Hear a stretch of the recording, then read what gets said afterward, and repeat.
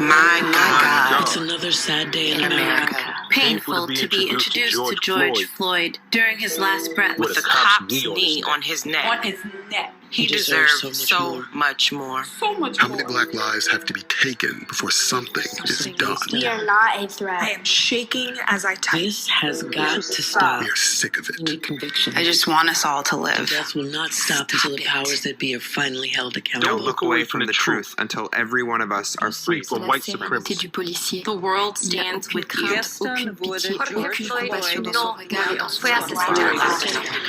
Criminalizing and killing of black and brown bodies is not new. It's as old as America. It's just getting filmed more. Do you know what it feels like to be hunted? To have a new hashtag for a dead black person every single day? How does one plan a life if they aren't sure they will have a life to plan?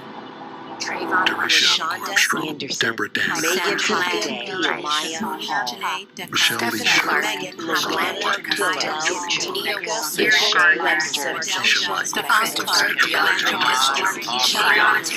George Floyd.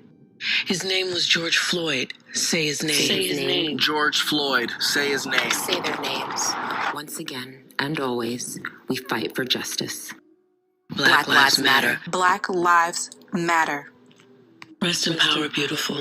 You didn't deserve this.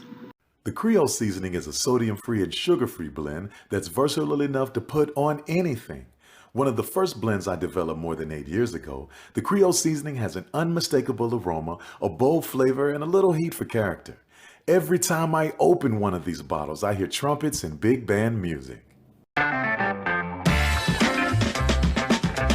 Your ad could be ran here. MyJBN.com/support. MyJBN.com/support for more information. It's never too early to plant the seed, to share the tradition, and instill a sense of pride in your HBCU with your little ones. HBCU Pride and Joy Children's Boutique helps you share your school spirit with a wide selection of adorable kids' apparel and accessories officially licensed from your favorite HBCU. Visit HBCUPrideJoy.com and follow us on all social media at HBCU Pride Joy on Facebook and Twitter.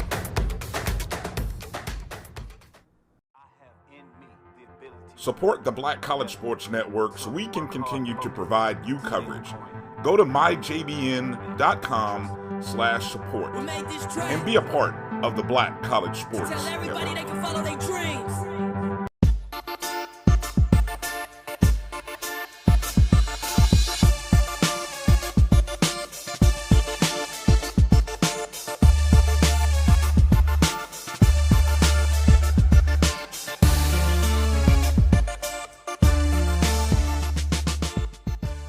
My God. It's another sad day in America. Painful.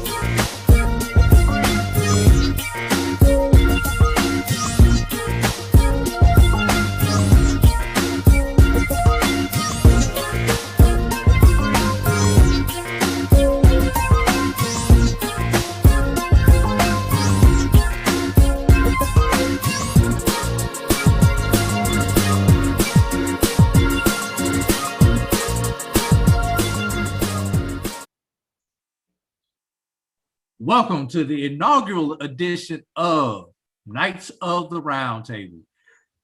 I am your host, A.D. Drew. Joining me today from Urban Media Today is my main man, Trevin A. Jones. Trevin, how you doing today? I'm good, man. UrbanMediaToday.com, Urban Media Today Radio, HBCU Pro Sports Media Association. I'm going to represent everything. I got you. Also joining us today is my man, LA Bachelor. Since Trevin took the bull by the horn and told all his plugs, LA, I'm gonna go ahead and give you the opportunity to give your plugs also.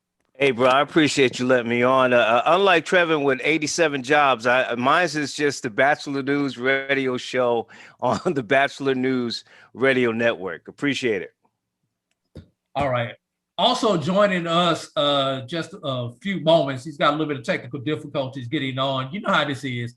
First show, something's going to go wrong on this first show is going to be Dr. Kenyatta Cavill of Dr. Kenyatta Cavill inside the HBCU Sports Lab.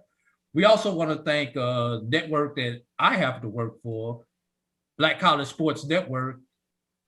I, along with my partner, Brian Fulford, host the BCSN Sports Wrap. And BCSN has allowed us to use this platform to come up with this new and improved concept of a weekly HBCU sports magazine. You know, we get together, members of the Pro Sports Media Association. I'll let Trevor tell you a little bit about that in just a moment. And we have these wild topics and wild discussions after we get done with our business. So we decided to create a show. Trevor, tell everybody a little bit about HBCU Pro Sports Media Association. Well, the HBCU Pro Sports Media Association, as AD just mentioned, it's out there for you too. If you cover Black college sports, if you're an alum of an HBCU involved in coverage of Black college sports, it's a central location where you can get support, get networking in, and actually we will be putting out or looking at stories, helping each other put stories out and to cover the HBCU spectrum. As we do that, we're helping each other develop and helping even you develop if you decide to become a member. It's a fantastic organization. It's going to grow fast. We were established in February of this year, February 1st, but we were actually founded in May 8th of last year. It's HBCU Pro Sports Media Association. You definitely got to check it out. Definitely got to get involved. AD's a member, LA's a member, Dr. Cavill's a member. I don't like this to brag, but I'm going to brag about it because the minds that are involved right now are awesome, and they've been doing work for years. So I consider all of them to be veterans. So it's a great organization. And also, we are a national organization. So just don't think that Correct. Because you're in a SWAC country or MEAC country. No, we have members associated with every conference, and then some members who aren't really in a particular conference area, but love HBCU sports and covering HBCU sports. Fellas, let me tell you what's going on. Let me tell everybody out there what's going to be going on today. We are going to cover 9 topics, 9 HBCU related sports topics. Wonder why we chose the number 9? I'll tell you why we chose the number 9. We chose the number 9 in honor of the Divine Nine, the group, the organizations, the fraternities and sororities that have so much influence on the campus of our HBCUs. And Trevor, go ahead and show off that hat that you got on. You know, I had to come up and represent this time. 06 it's going to be ice cold in here for the rest of this show. I'm just going to say that. Ice cold, the original, the first of the Divine Nine, the Alpha Phi Alpha Fraternity Incorporated. LA, excuse me for not knowing this, but do you have any letters associated with your name?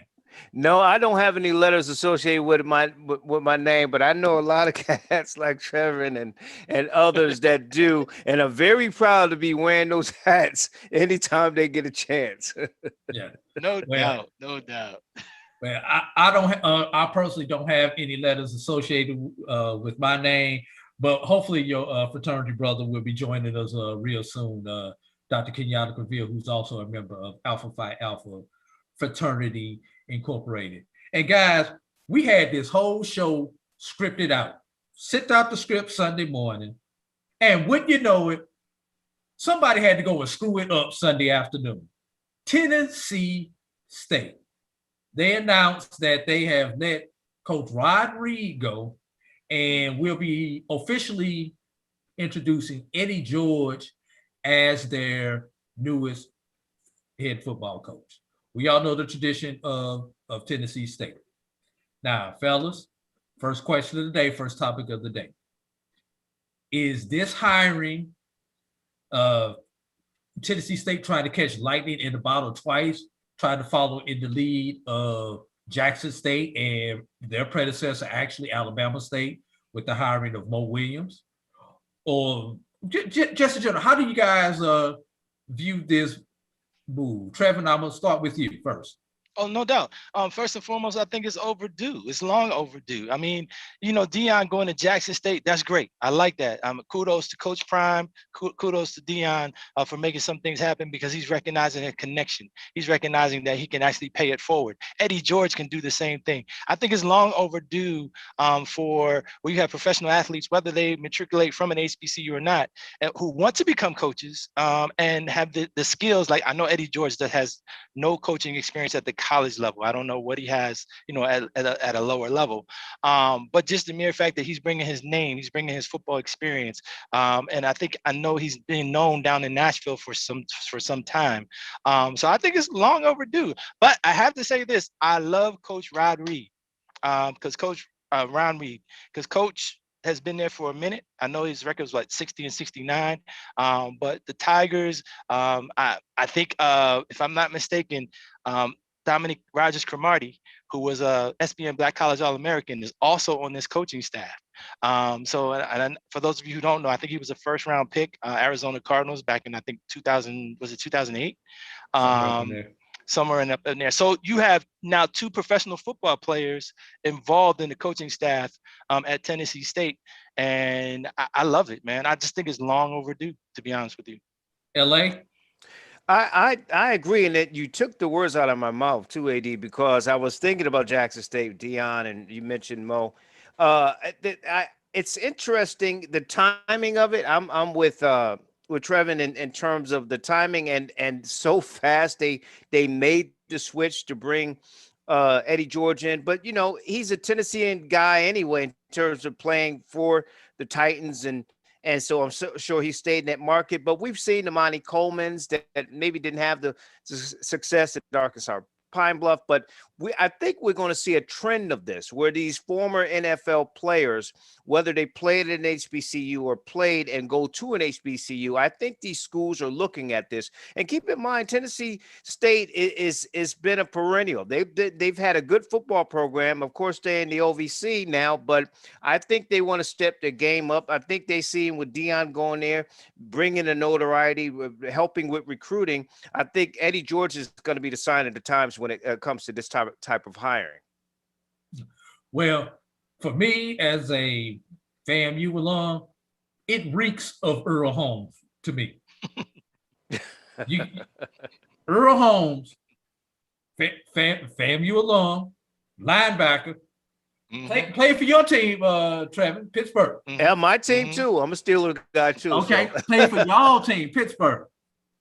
Head coach, they let him go homecoming week. How do you let an alum go homecoming week? Now, we're not going to dwell on the past with FAMU, but Rod Reed was still the head coach when this rumor came out at the end of last week. So Rod Reed officially gets let go today, but it's announced yesterday that Eddie George is the head coach, and he's already got an interview set up on First Take tomorrow. And he hasn't even been introduced as the official head coach. That's why I say it reeks of Earl Holmes to me as a FAMU alum. There's a certain way to do it, especially when you consider Rod Reed is one of Tennessee State's own. You figure that your school will treat you just a little bit better than the average Joe off the street. I feel you coming out with some fire, man. I feel you on that one. Hey, that's what this show is all about, man. We can't agree on everything. That doesn't make the show fun. We got to have a contrary opinion some way, somewhere, somehow. Quick, before we move on to our next topic. Rod Reed, does he find a job in the fall? And if so, where? LA? I think he'll get some looks. I can see maybe him being assistant coaching, a coach on a staff. Not sure if he'll get a job right away as a head football coach. Some people will look at his record, as Trevor mentioned. But I mean, certainly, I to your point, I think that they did him kind of dirty. He's fired one day, and Eddie George comes in the next. Trevor, Trevin, you think he's going to find a job for the fall somewhere? Head job. If he wants another job somewhere, I think he'll find a job. I don't think that he won't, because he has that experience behind him. He's had Tennessee State in the OVC, very competitive, in his whole tenure there. So yeah, most definitely he'll find a job if he wants a job. He'll find it. Just pure speculation, no inside information, anything like that. I think a good spot for him would be in the SWAC at Texas Southern. Speaking of the SWAC, let's talk about some SWAC football. A&M finally got a game in, a conference game in. Officially got a conference game in because we know they already have the forfeit to Alcorn on the books. They defeated Jackson State, pretty convincingly defeated Jackson State. Alabama State defeated Mississippi Valley. Magic City this upcoming weekend, Bayou Classic this upcoming weekend, and a lot of people are starting to book their reservations for Pine Bluff, Arkansas, because they are in the driver's seat to host the championship game. Fellas, your opinion on the SWAC? LA, we'll start with you this time. Well, I'm with you. I think that it's going to be very competitive. The interesting thing with Alabama A&M and Jackson State, they both have scored, a ton of points. Even in this game, even in the loss of Jackson State, I think that it's going to be very competitive. But I agree with you. Arkansas, Pine Bluff should be in the driver's seat, although you like the senior leadership at Alabama A&M. All right, Trevor. Good point, Coach Connell Maynard, Alabama A&M. I got you. But Coach Donald Hill at Alabama State is no joke either. I remember him at Morgan State. All I got to say is this: if you're looking at those two teams, you said the SWAC, but if you're looking at those two teams in the upcoming game, Akil Glass. Man, he's not his last name is not indicative of how tough that brother is. Yeah. I mean, when you're throwing for over 400 yards, 440 yards, 27 of 40. I mean, he was and no interceptions, and I think he had 4 touchdowns if I'm not mistaken, and then he ran for another one. And I might be short on the number for the touchdowns, but yeah, I think 6 touchdowns. He threw for 6, and then he ran for another. So that's 6 with no pick. So, that's amazing, whether it's spring ball, whether it's fall ball. I think the game is going to be amazing. I have much respect for both coaches, Coach Hill Ely and Coach Maynard. I've gotten to speak with both of them in the teleconferences, of course. So I think that the game, if you're looking at the SWAC, it's going to be an exciting game. I want to mention, too, that there's some standouts that have been performing well in the SWAC. When you talk about the SWAC, I had to mention Keontae Hampton. He had 9 tackles, 1 tackle for loss in the game with Alabama A&M and Jackson State.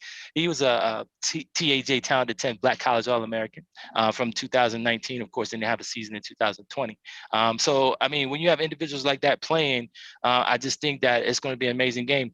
I'm going to be interested to see. I know what Akil can do at A&M, but I want to see what Ryan Nettles is going to do.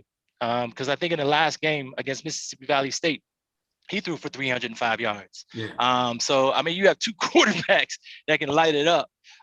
So are the defenses going to be on the field? That's going to be the question. Look, it's Magic City. You can throw all that stuff out the window. Throw it all out the window in Magic City. Same thing down up in Shreveport this time. I'm so used to saying New Orleans for the Bayou. I said A&M. I said Pine Bluff. I said this back in the fall. So hopefully my prediction will come out right. And yes, we have this on tape. Wasn't on this show, but we do have this on tape with these are the 2 teams that I called. And I'm going to tell you what, if I can, what I'm going to be interested in seeing is, and you guys already know how I feel, this is spring ball. I'm thinking spring football. And for me, to be totally honest with everybody that's watching it and myself, I love HBCU football. But it's hard for me to grasp, and no disrespect to the players that are playing, no disrespect to the coaches, because you're putting it in, you're getting it in. It's been a tough year. It's going to be interesting to see what type of excitement is built up with the Magic City Classic happening in the spring as opposed to the fall. That's going to be interesting to see what's going on there. And I say that to say this: support. Go out there and support this game. Support the 2 HBCUs that are playing, because they definitely are going to need it. But and that's a great point too. What Trevor's saying too, AD, because when you look at this is happening. You know, we're in a new norm. So now this game is happening at a different time, and certainly the sponsors are already in place. You would hope nobody backed out, but people do need to get out and support this game. And to Trevor's point, this is great football. I don't care if it's spring or not. I mean, I play defense, but I mean, 52-43, if guys are putting up 6 touchdowns, then you're getting your money's worth. You want to be there to watch this type of game. So I think it'll be a great game. And I'm sort of biased to Conor Maynard. I've known him all his career, and I know he's going to bring some tricks up his sleeve, you know, for this game. Hey, look, this game could be February 35th, and these two teams and their fans will find a way to make it to this game. Last day before we bring in Dr. Gavir to join us on our next subject. Quick take, yes or no? Can Aqeel Glass be the best quarterback that we've seen in the SWAC since Steve McNair? Yes or no? Well, he's certainly putting up those type of numbers, and he certainly has that leadership that you like. I mean, he's been doing that his whole career. Steve McNair is a whole different ball game, so I'm not sure about that. Trevor. So to make sure I heard you clearly, you said best quarterback we've seen since Steve McNair. Since Steve McNair, not better than Steve McNair. Since Steve McNair. Yeah. Woo, in the SWAC? In the SWAC. I don't know, bro. There's been some quarterbacks that have come through that are just been like crazy. I didn't say he was there yet. I just said, can he be? Oh yeah, the potential is always there. I give him that. Go for it. I want to see him do that. Right. I got you. Now we get ready to move on to your country, Trevin. We get ready to move on to MEAC country. And also joining us is Dr. Kenyatta Cavill of Inside HBCU Sports Lab with Dr. Kenyatta Cavill. We'll let him give his plugs when we come back from our commercial break. But before we go to our break, let's talk some MEAC football, fellas. Delaware State had they didn't show up in the first half. Let's be real, against Delaware. Also, you have the fact that earlier in the week, MEAC announced that they will not have the automatic bid due to Howard and South Carolina State not being able to participate. Since this is your neck of the woods, Trevor, go ahead. We'll start with you first. Bruh, you put me on the spot. I just said to you, it's like it's hard for me to grasp the spring football. And now you're saying, okay, so now the MEAC can't get an automatic bid because Howard and South Carolina State can't finish the season. So it's like, I can't wrap it around that. Kudos to Delaware State. But I mean, what did you expect? Delaware State, and no disrespect to Coach Milstead and the Hornets. But in 10 meetings with Delaware, they have not come up fruitful. This meeting, they scored 2 touchdowns thanks to special teams. They got 2 touchdowns. And one of those, both of the special teams plays were caused by a wide receiver, Trey Gross, who I think is just awesome. 6'4" senior who can catch like he's like a gazelle. But I can't answer that question, man, because I can't grasp the fact that teams can't finish their seasons. I mean, all right, LA, take them off the hook. Well, I was going to say, and you know, we see the retirement of Dr. Gines there at Delaware State, but he makes a great point. Like they got the offer, and it's always been an offensive thing with them or some issues, and in this case, they hadn't scored. So, you know, Delaware State, it may be a struggle, but the MEAC is kind of wide open. This incident, and we're going to have Commissioner Thomas on in a couple of weeks to talk about where the MEAC is, both football and as a conference. All right, Dr. Cavill, give us your opinion on the MEAC, Delaware State, Delaware game, and anything MEAC related right now. Certainly. The big news of the day was, as you alluded to, was the MEAC not being able to get that automatic bid. We pretty much saw it coming when we first knew that Howard and South Carolina State would not be able to play. They had put the conference in peril in terms of that matchup, and it was really out of their hands. COVID-19 is real. It keeps people on their toes and keeps people guessing. And Thankfully, for a lot of folks that do listen, that we'll see if we can find a way to move through it. But for those that seem to have their own science, which we're still trying to struggle with what that actually means, it's difficult to imagine that. But bring it back to Delaware State in terms of what that looks like. 0-for-3, change in the coaching position. It's hard to argue that this wasn't the time to do it. Obviously, letting somebody go during the middle of a COVID pandemic is a challenge. And so you hope everybody involved certainly lands on their feet, but you can understand the change that's in there. But the question is can they get it right? And that's a challenging job. If you go back down south, Division I, SWAC, Mississippi Valley, those are tough jobs because in the current model, the framework for most teams to be successful is based on enrollment. The only school I can tell that's kind of flipping that outside of that, South Carolina State, Pine Bluff, they seem to kind of find a way to get it done. But when you talk about Valley and Delaware State with the small enrollments, how do you get enough money into your program to be able to go against some of the bigger programs that have been much more success? So those are the two issues I see. Kudos for them getting Delaware to come play them on their home field, but it didn't work out in terms of the score. All right, and that's Dr. Kenyatta Cavill of Dr. Cavill's Inside the HBCU Sports Lab. But tell you what, fellas, we're gonna take a quick break, and we'll be right back with more of the Knights of the Round Table. Because the fight isn't over yet. You will see me choose to protect my community by wearing a face cover. And even with my face covered, you will see me. As a son. As a man with a never quit attitude. As a fighter for change. Join me in wearing a face cover. To help stop the spread of the coronavirus. Because this is one small act of kindness that has the power to make a big difference. Have you had your Earth Blend coffee today? At Earth Blend Coffee, we take pride in offering you the very best of beans across the world, blended and roasted to perfection, giving you superior quality and satisfying and flavorful taste. Experience the world in one cup with Earth Blend Coffee.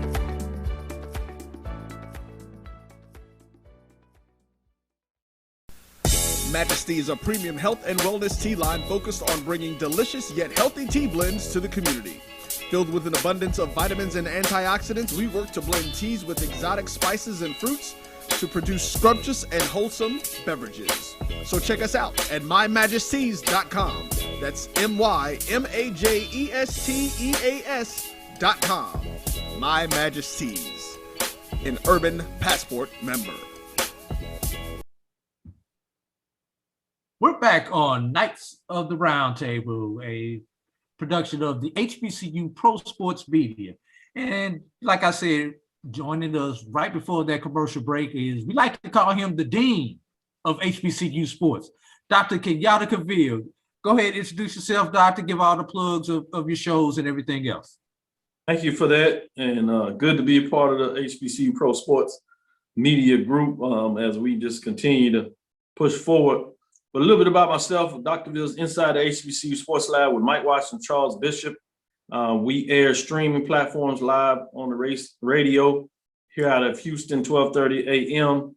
every Tuesday and Thursday. That's from 6 to 7 Central Standard Time. And lately we're doing and adding a little pop-up on Sundays where we provide you a review of the Saturday football games this spring. So we'll see if we'll continue with that. But that's basically where we get it. You can get the information from us on BCSN app. You can go to Facebook Live, Inside the HBCU Sports Lab. You can follow us on Twitter. That's Dr. Kenyatta Cavill, DrKenyatta-Cavil. Again, it's DrKenyatta-Cavil. That's Facebook, Instagram, and Twitter. You can also follow us on Twitter, Inside the HBCU Sports Lab 1, and Spreaker as well. So you'll find a way to get us. YouTube, we love you to go there and subscribe to our network Inside the HBCU Sports Lab so you can keep up with the latest and greatest. We do it a little differently. We're going to give you some insight about the business side of sports, not just the sports every day that we see and many people tell you about. We'll add a little business framework to it. All right, and we're gonna let you start off this topic, Dr. Revere. We got some Division twos that are playing a little bit of football. Got West Virginia State, who is 2-2, 2-1 in conference. They lost to Charleston of West Virginia this past weekend, 39-10. And then you've got Fort Valley, who won this weekend. They defeated just like Erskine, I believe is how it is pronounced. And yeah, Erskine, they defeated them 45-21, and Fort Valley State is 2-0 on the season. Just your opinion on the Division twos making the attempt to play football along also, and do we think one of our Division twos has an opportunity to get an at-large bid and get into the Division two playoffs? Go ahead, Doc. I think, unfortunately, it's going to be a challenge to get the at-large bid. Fort Valley is probably going to be the team that pushes it if they can find a way to get some other teams to have some losses in that. But I think it'll be narrow to see that. I think you see this in a lot of ways similar to what we talked about, what's going on in the MEAC. You have a smaller number of games being played. It really boosts you in terms of spring practice to get ahead of the curve for the fall. And that's in a lot of ways what you're doing. Generally, when you see West Virginia State, they're always stuck in the middle. So they're trying to find a way to get a couple of more pieces to see if they can do what's necessary to get over the hump, get in the top third of the conference over there. Fort Valley State is on the other side. They're challenging Albany State, Miles College for supremacy in the SIAC as Tuskegee is kind of falling on the backside. But back to Fort Valley State, it's interesting to see what they're able to do. And they're playing some pretty good football right now. And so they'll be well prepared for the fall. So look out for Fort Valley State Wildcats. LA? Yeah, I agree. I think it's going to be challenging for any of the HBCUs at that level to get in, both from COVID and the fact of the stop and start that's going on. And you know, it's I think at best it's good for the practices in terms of playing the games now to getting ready for the next season. Unfortunately, for some of the kids that might be seniors moving forward, it may not be, but it's going to be a big challenge based on the economics, as Dr. Gaville talks about, and the fact that they have a shortened season for anything to happen for any of the HBCUs at the D2 level. Trevor? Man, let's keep it real. I could talk about this all day. It's always a challenge for an HBCU to get an at-large bid, whether it be in the fall, whether it be in the spring. I don't care when it is. And they could be undefeated, and it's still a challenge for them to get the respect and recognition that they deserve to get that bid. So let's keep it real, man. I mean, so of course, I mean, kudos to Coach Maurice Flowers. Great job what you're doing at Fort Valley State right now. Kudos to Kentrell Williams, the running back who's just running 142 yards last week, and then Terrell Jackson, the quarterback, is doing his thing, and then even Dean Andrews, I think he had like 9 tackles. So the kudos to the Wildcats. But let's be real, it's always a challenge for an HBCU to get an automatic bid. So I don't even know why you asked that question, because you already knew the answer to that. And as far as playing good ball, Dustin Crozier, West Virginia State, TAJ Town the 10th, Black College All-American in 2019. If you don't know what that is, Google it, because it is out there. It's on Urban Media Today and urbanmediatoday.com. Dustin Crozier is a senior. He was an All-American the last season that they played. He's an All-American this season. I think he already had 12 tackles in that game, 6 of them by himself. So kudos to him, West Virginia State. But again, to answer your question, man, come on, you already know. It's always going to be a challenge for HBCUs to get the automatic bid. All right, now that we've beat that horse. Unfortunately, that's very true. I think we beat that horse to death right here there. So let's move on to our next topic. SWAC PepsiCo agrees to a 3-year agreement where Pepsi will be the main beverage sponsor for all SWAC football and basketball championship games through 2023. The 3-year deal makes PepsiCo Beverages North America the exclusive carbonated soft drink, water. They include flat, sparkling, carbonated, premium, enhanced, flavored, etc., energy drink, muscle build. Basically, if it's liquid, Pepsi got it for you for the SWACO for the next 3 years. And So I'm gonna save Doc for last on this because he's really knows how to break these numbers down for us. So Trevor, you're up first on this one. I'm glad you said that because I have much to say. Congratulations. Like what took so long? You know what I'm saying? It's like I am not mad at this situation. I mean, kudos to Derek Lewis, the president of the Southern Division of Pepsi-Cola Beverages in North America, Dr. Charles McClellan. Great job. Dr. McClellan is doing his thing. That's all I can say. So, hey, what took so long? LA. I think it's always good to give the exposure in terms of the economics. Like you said, Dr. Cavill could talk better about that for HBCUs to get a deal like that. We see CIAA with Coca-Cola. They've been a sponsor for a long time, and Toyota and some of the other ones. But just like with the HBCU football, when they had the tryouts in terms of HBCU football players going to the NFL, they had their own tryouts. And that you always kind of look at it and do a wait and see, not to be skeptical, but to wait and see. Obviously, Pepsi is doing this because it's a money making thing for them. It's a smart move for them. But it'd be interesting to see what the dynamics are with this deal, this 3-year deal with the SWAC. All right, Dr. Cavill, see if you can break this down for us in about 2 minutes. Yeah, the total amount of the deal, Pepsi is putting about $400 million across the board. Now, that's their initiative. All that is not going to the SWAC. Essentially, what I've heard, SWAC has been able to increase their deals anywhere from about 600,000 up to $1 million, closer to like 750, 800,000. That's significant because previous the deals were going all the way anywhere from about 250 to $500,000. So you've got about $250,000 increase that's going up in these deals. The other significant part of this deal that I think is the new wave that you'll start seeing, and I think is positive for the institutions and students coming out of the institutions, that each of the SWAC member institutions will have a student and college athlete that will have an opportunity to get a job. Not just the internship, which is part of it, but a job coming out of it, which you're talking about career development growth for individuals, and that's nothing to sneeze at. So those are some of the things that I'm excited about hearing about this deal, but it sounds like the SWAC continues to take advantage of where they are in the marketplace after expansion and Dion and those components. So big time deal, good things going on. I think it's a significant deal, as everybody said, in terms of my favorite bachelor, LA bachelor, jumping in there, and Trevin Jones continue to give you that type of heat in terms of about time, what took so long. I agree with you. It's good to see these corporations finally understanding the value that we've said has been out there for a long, long time. All right, let's move over. Let's move back to I don't know whether to call them MEAC or SWAC, Bethune-Cookman. You got a rare opportunity. They've got both the men's and the women's head basketball coach job open at the same time. Like I say, that's a rare occurrence, number one.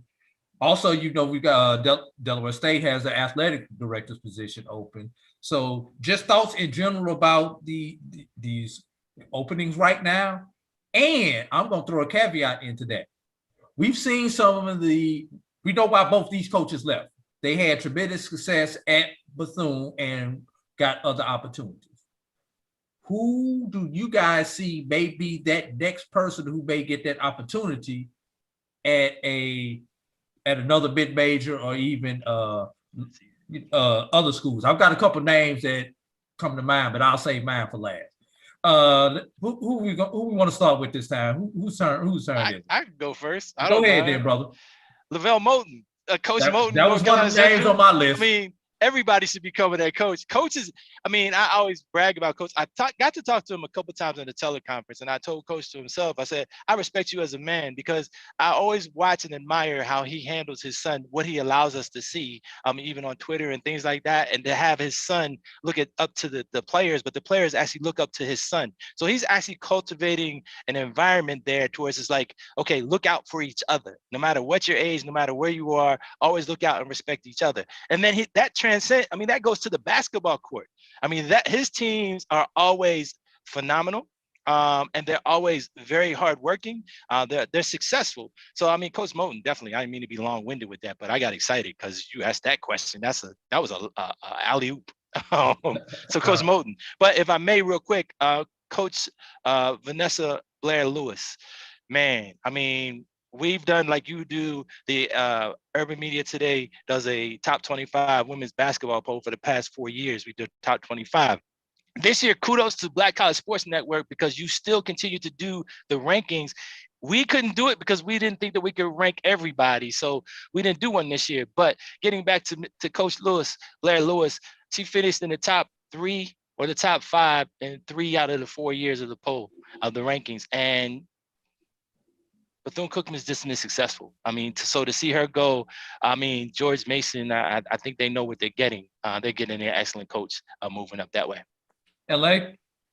Trevor stole my thunder. I'm a big fan of Coach Bolton as well, and covering him and knowing him. I think he would be not just the X's and O's and the winning, beating the Dukes and everybody else that he's done over the years, making a tournament and things, but also the philosophy of him and teaching men how to be men, not just the athletes, but teaching them and standing up for social issues and things of that nature. I think that he would be perfect.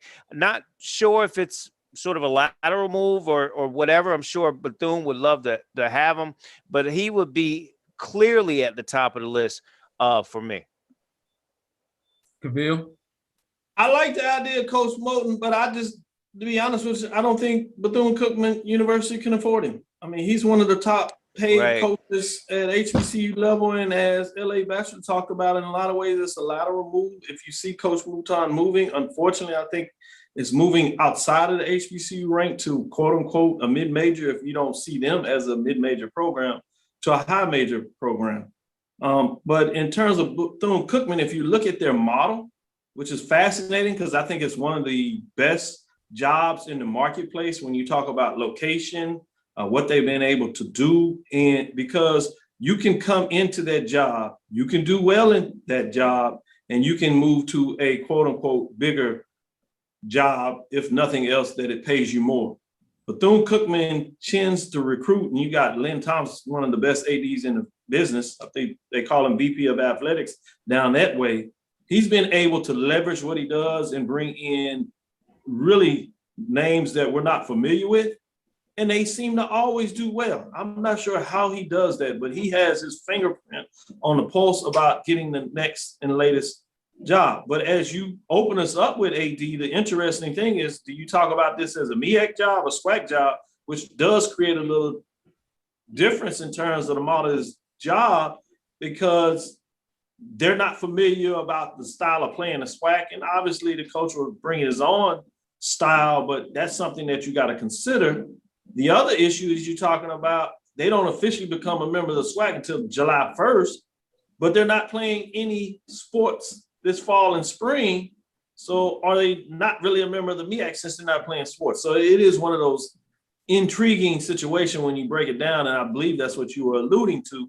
And so that's some fascinating thought that I just wanted to kind of bring out there to the people, that these are two dynamic, great jobs. And to be frank with you, while Mouton is an obvious one that they should go after, I think Lynn Thompson just does it differently based on the model he has, what salary he likes to cap at that program.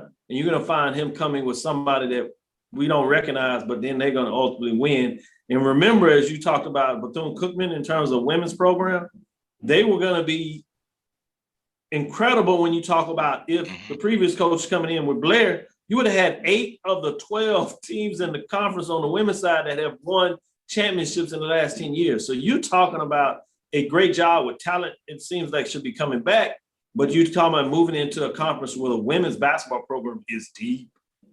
Yeah.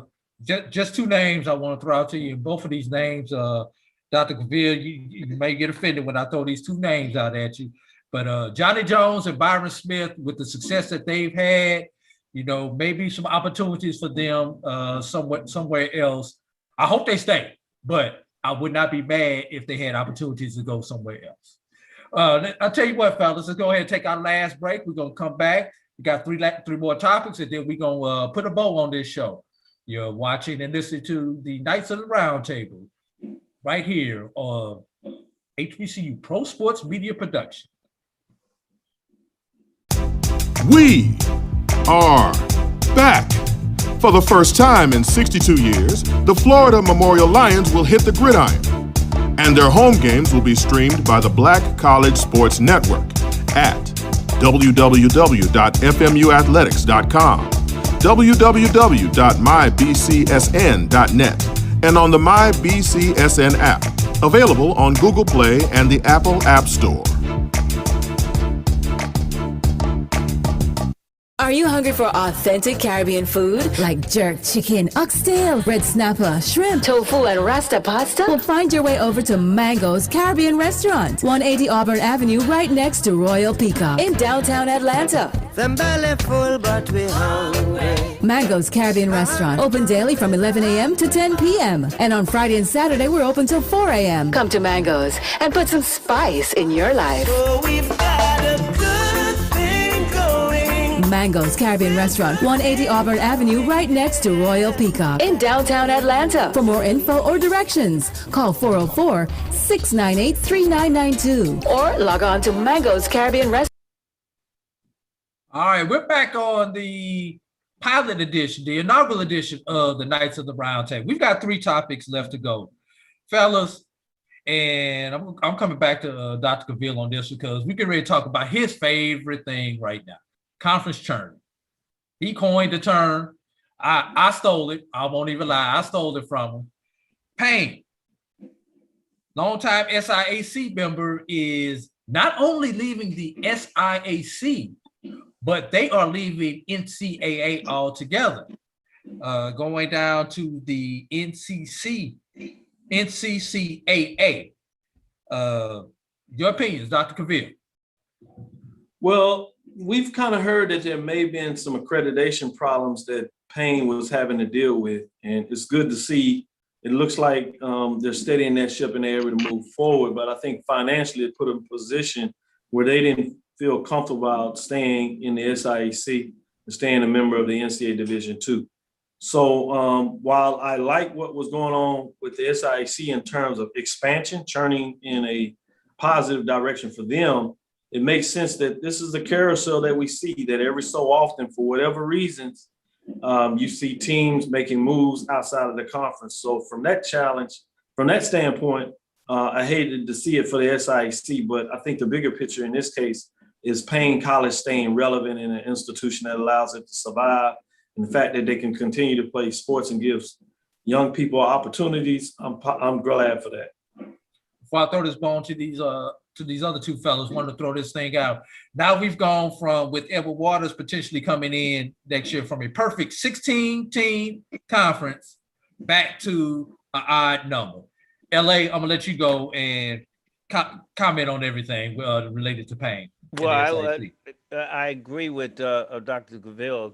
Again, he's spot on. I mean, Payne, we're going to see this. I hope not, but it may be the writing on the wall when Payne is going to a Christian college association and leaving the NCAA because of the finances. Then this is something that we may see with schools, especially if they're not playing all the major sports.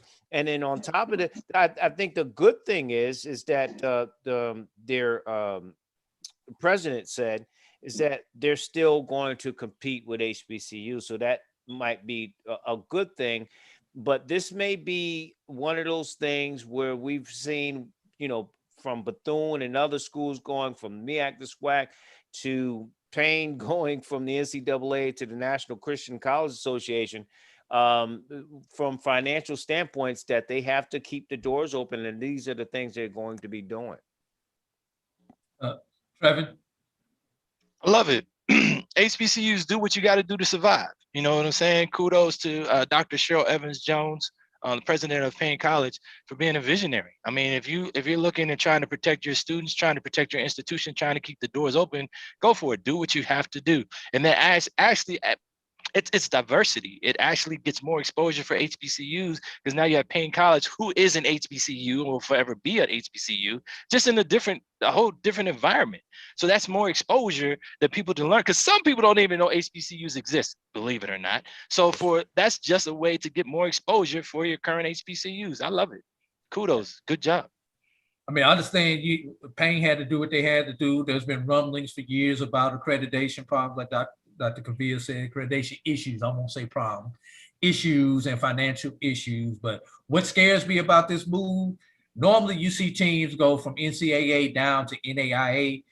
And in my opinion, they skipped the whole level. They kind of went to two levels down to the NCCAA as far as cost goes. So that's the scary thing about this move, as far as the big jump backwards that they made from a financial point.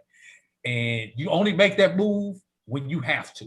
You don't make that move when you want to. So let's watch Payne for the next year to 18 months and hope they don't become another Concordia University or Selma University. Let's make sure that we do what we need to help them out through this situation. Yeah, Moving but on. if I can, AD, go ahead real quick. Yeah. I don't want them to become a St. Paul. I mean, people forgot. Some people forgot about St. Paul. We could throw Knoxville College out there. I mean, Morris Brown. You know what I'm saying? I don't want. We can keep naming schools that we all have known. That right. I mean, there were what 100 and I got this poster right here that has 107 schools on it, but there aren't 107 schools active on this poster right here. Correct. So we all know it happens. Mm-hmm. But there is a concern, though, there, AD. I'll be real quick, is that we've seen, and I'm not calling out Winston-Salem State, that's gone from D1 to D2 to D1 to D2. And sometimes it comes down to, and I'm not saying it's them, but I'm saying sometimes you guys all know it comes down to management, too. So if the management is not right, then these schools have to make these decisions. So I'm with Trevor. It's like, if you want to keep the doors open, you have to do what you have to do. They're still going to be an HBCU. They just had to do what they needed to do to survive to be an HBCU. Much agreed. Moving on. Black College World Series, BCSG, and excuse me, I get that acronym confused sometimes because it's so close to our acronym at BCSN, but BCSG 360 and Black College Nines announced that they created the first ever Black College World Series. It's going to be held in Montgomery, Alabama. It's going to be held at the end of April. LA, I'm going to start off with you. Your opinions on this event. I'm so excited about that. I'm glad we got to this. You guys know I'm a big, my first love was baseball, and you know, we're slowly trying to grind back to that. I think is an awesome idea. And it really leads to, and I know Dr. Gavil talked about the dynamics in terms of the economics with football having a black Super Bowl, HBCU Super Bowl, or, championship game, and basketball. But I think baseball is a start. I think this is an awesome move. And I think that the fact that, this organization is going to do that, the Black College World Series, is a great move. And I think it could catapult to other it could be a template for other HBCU sports to be looking at something along these lines. I'm excited about it. Kavil? Yeah, I'm along with LA Bachelor. I think he hit it right on the head when you just talk about just as a baseball fan. We talked a little bit earlier about the challenges of HBCUs getting into the NAIA or NCAA tournaments.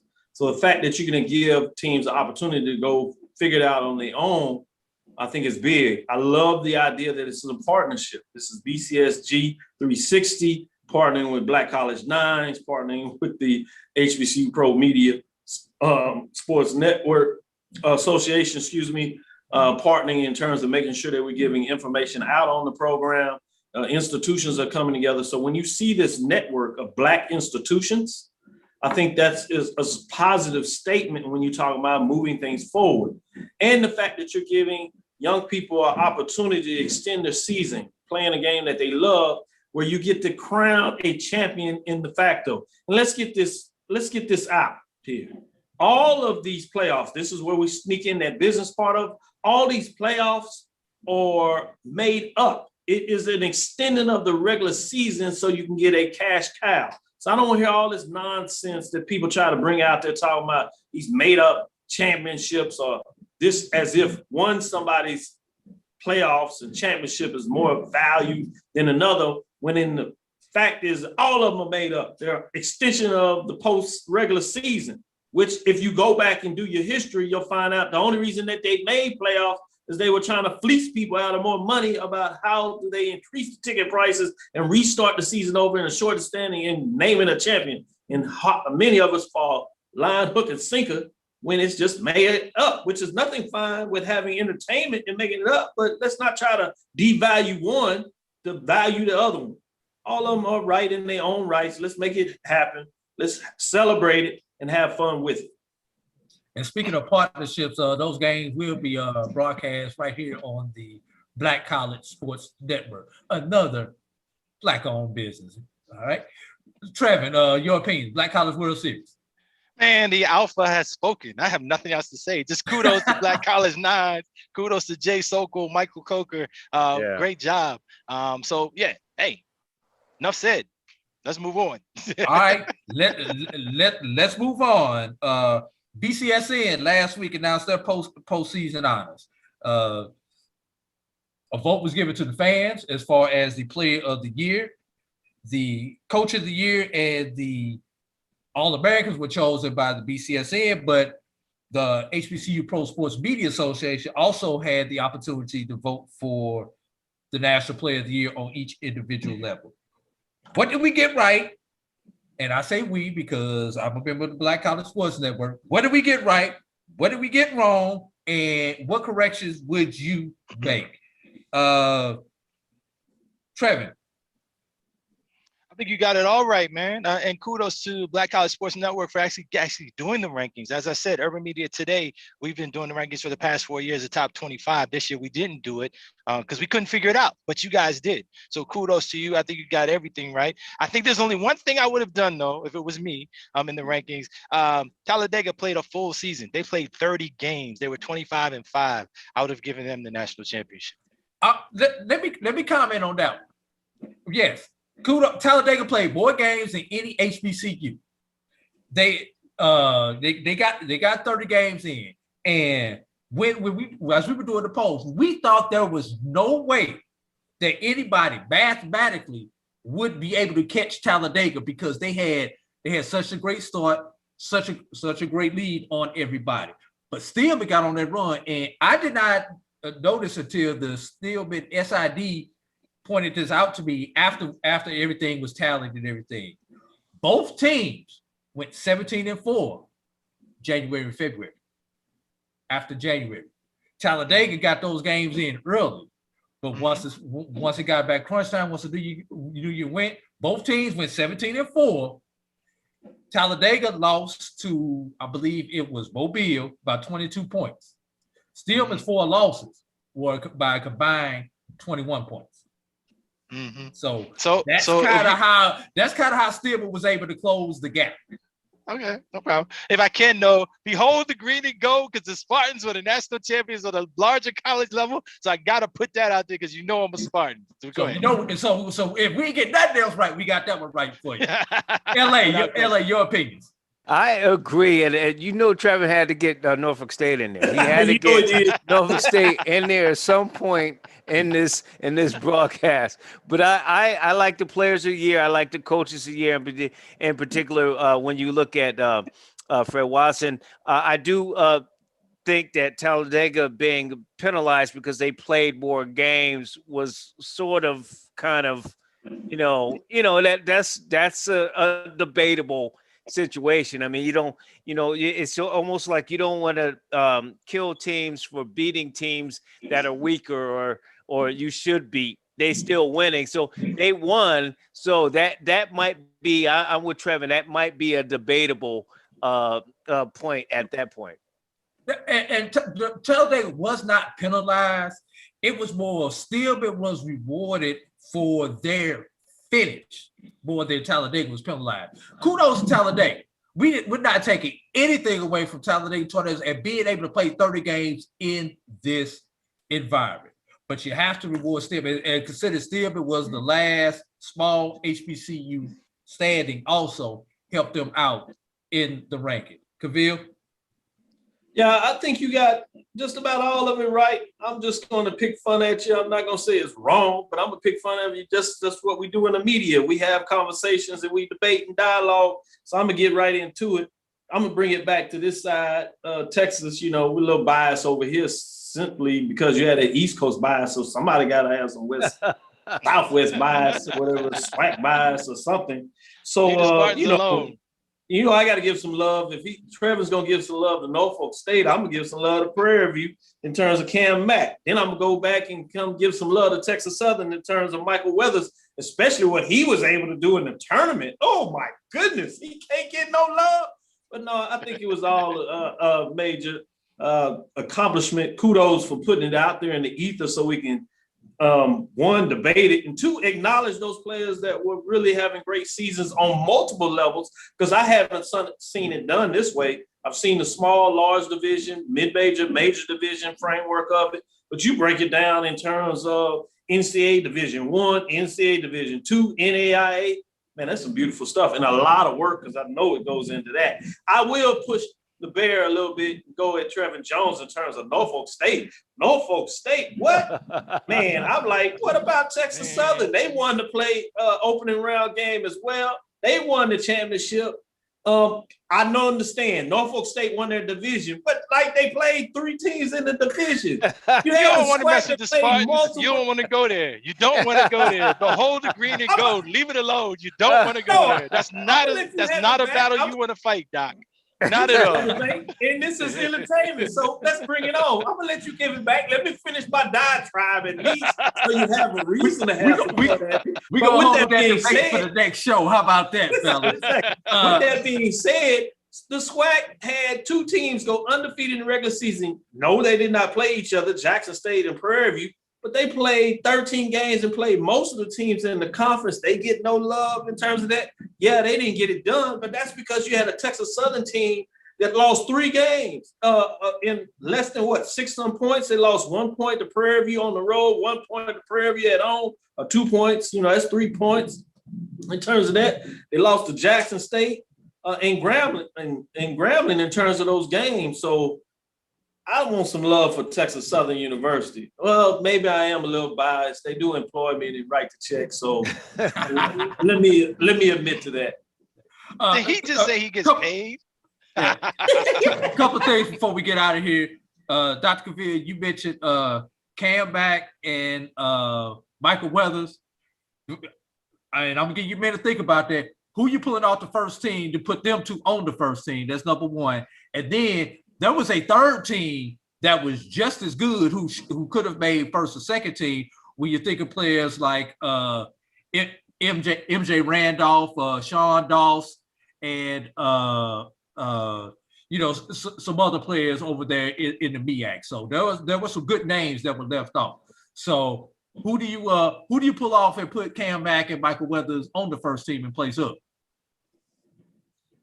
Like I said, I'm not taking umbrage. I'll let you have it. I just wanted to stir it up a little bit. So there you go. You can pull out whoever you want, and I would be happy. But other than that, I think you got it right. I just wanted to talk a little noise and get out there and make this exciting and see if we can find a way to go back and forth. I wanted to poke a little bear at the Norfolk State guy over there, Trevin Jones, with all that alpha apparel on. I was like, hey, brother, let's take it to the grass. Yeah. And Trevor Jones had to get out of here because we ran over a couple of minutes. So with that, we're going to go ahead. We're going to give our closing outtakes, everybody. LA, I'm going to let you go first. You got 1 minute. Give me your outtake. Anything that you want to talk about, be the topic that we talked about, be it something that we did not cover.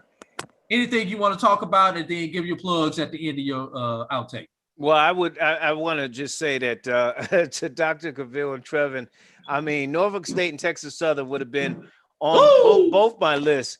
Both my lists. I do like Coach Jones in Norfolk State, but I know what Texas Southern does in particular with their basketball program. So I wouldn't have left them off. I want to just make sure that we continue to talk about the fact that the HBCUs have to survive. like they got to keep their doors open. So if it's the Magic City Classic, the Bayou Classic, whatever games that they have, any of the Black College Baseball World Series, any of the things that they could do to highlight themselves and keep them doors open, because it's about the economics. If you want to take care of these kids to come out to be, great men and women in this country, you have to do that. So I think that's important. And incidentally, the shameless plug, we will have Commissioner McWilliams and Commissioner Thomas on next week on our show, on the Bastard News Radio Show. You can listen to it on Mondays and Thursdays, 6 p.m. to 8 p.m. Eastern, and the website, thebastardnewsradionetwork.com. All right, Trevin, 1 minute. Give us your outtake. Give us your plugs. Oh, just hit me up on Ice Code Alpha. Check out. I'm telling you right now, if you're into covering HBCU sports, whether it be on Twitter, whether it be on Instagram, if you're doing it on play-by-play, anything like that, the HBCU Pro Sports Media Association is the thing for you. Make sure you check it out. If you don't know what I'm talking about, Google it. Gotta go. All right, Dr. Cavill, your outtake. Yeah, I want to give a shout out to Brian Forford, half of the team of Brian and AD in terms of their sports rap.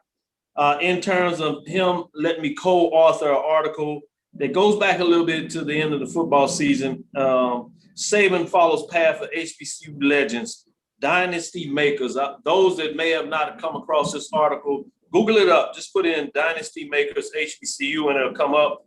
It's an article that pays homage to some of those HBCU coaches that literally created a framework of dynasties. And so we talk about FAMU, Jay Gaithers, Prairie View's Billy Nix in the mix in terms of that. Obviously, the legendary Eddie Robinson for Grambling. And then we stick in some nuggets of other coaches that you may not realize that had the greatness in terms of creating dynasties. And these are teams and head coaches that had multiple championships, 5 or more. So you're talking about a lot of championships over a short period of time. So go check that article out. Again, that's on mybcn.net. You can Google it in terms of Dynasty Makers HBCU. That's the Saban Follows Path of HBCU Legends, co-authored by myself and Brian Fulford. So I wanted to give a little love there in terms of what's going on. And then kudos again to the HBCU Pro Sports Media Associations, specifically what AD is doing with Knights of the Round Table right here. Keep it locked. You'll find great information from all these media members that are covering specifically HBCU or pro sports in that nature.